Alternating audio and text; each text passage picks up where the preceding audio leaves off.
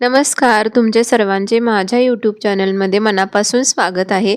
आपल्याला रोज-रोज तीच भाजी जर खाऊन कंटाळा आला असेल, तर अशा पद्धतीने वेगवेगळ्या चटण्या तुम्ही बनवून खाऊ शकता.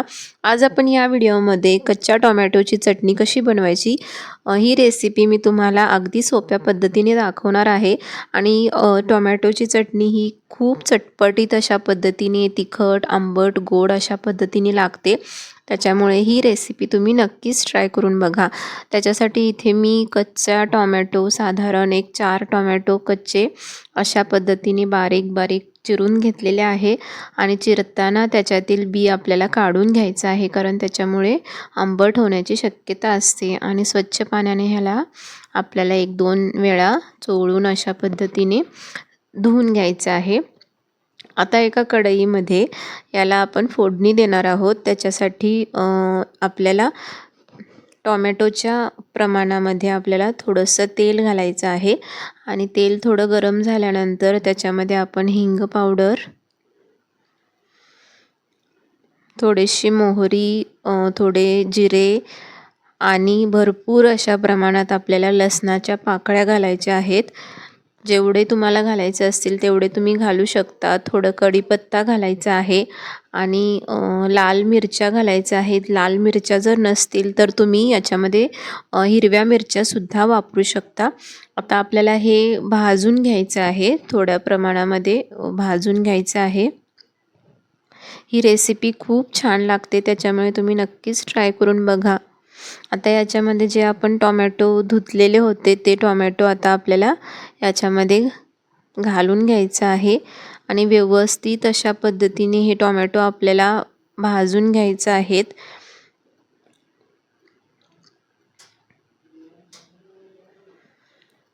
ज्यावेळी भाजी तीच खाऊन कंटाळा आलेले असेल तर तुम्ही अशा पद्धतीने रेसिपी बनवून खाऊ शकता.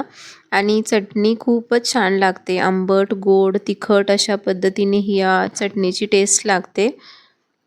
त्याच्यामुळे तुम्ही हे नक्कीच रेसिपी ट्राय करून बघा. आणि मला कमेंट करून सुद्धा सांगा की माझी ही रेसिपी तुम्हाला कशी वाटली. आता याला आपल्याला व्यवस्थित अशा पद्धतीने परतून घ्यायचं आहे. जोपर्यंत आपलं टोमॅटो व्यवस्थित भाजत नाहीत तोपर्यंत आपल्याला ह्याला भाजून घ्यायचं आहे. आता याच्यामध्ये थोडंसं मी मीठ घातलेलं आहे, पण मीठ मी मोठं मीठ घातलेलं आहे. तुम्ही बारीक मीठसुद्धा वापरू शकता. टेस्टनुसार याच्यामध्ये आपल्याला मीठ घालायचं आहे.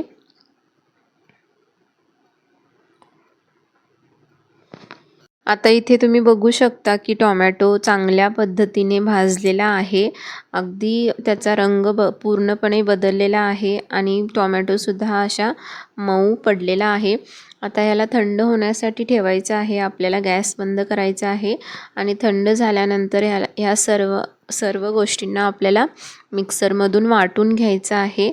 आता मिक्सरमधून वाटल्यानंतर ह्याला परत एकदा आपण फोडणी देणार आहोत. त्याच्यासाठी दुसऱ्या पॅनमध्ये मी थोडंसं तेल घातलेलं आहे.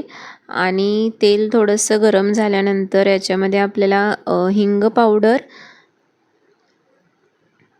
आणि मोहरी आणि थोडंसं जिरे आणि थोडा कढीपत्ता घालायचा आहे.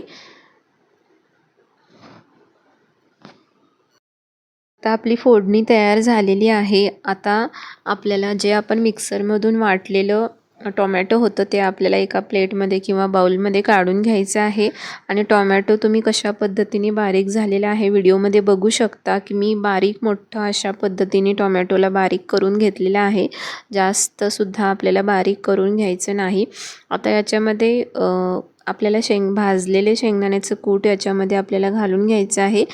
तुमच्या आवडीप्रमाणे तुम्ही घालू शकता, पण शेंगदाणेसुद्धा बारीक करताना थोडंसं बारीक मोठं अशा पद्धतीने आपल्याला ठेवायचं आहे. ज्या पद्धतीने आपण कोशिंबीरला करतो तशा पद्धतीने आपल्याला हे शेंगदाण्याचे कूटसुद्धा बारीक करायचं आहे.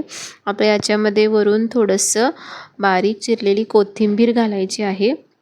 आणि आपण जे फोडणी बनवलेलं होतं ते गरम गरम फोडणी आपण याच्यामध्ये ओतायचं आहे. आणि हे सर्व आपल्याला व्यवस्थित मिक्स करून घ्यायचं आहे. ह्याच्यामध्ये अगदी थोड्या प्रमाणात चिमटभर तुम्ही साखरसुद्धा घालू शकता जर तुम्हाला आवडत असेल तर. आणि ही चटणी खूपच छान, खूपच टेस्टी लागते. त्याच्यामुळे ही रेसिपी तुम्ही नक्कीच ट्राय करून बघा आणि टेस्टला म्हणाल तर अगदी बेस्ट अशा पद्धतीने आंबट, गोड, तिखट अशा पद्धतीने ही चटणी तयार होते. त्याच्यामुळे ही रेसिपी तुम्ही नक्कीच ट्राय करून बघा. माझा हा व्हिडिओ जर तुम्हाला आवडला असेल तर लाईक, शेअर आणि सबस्क्राईब नक्कीच करा. थँक्यू.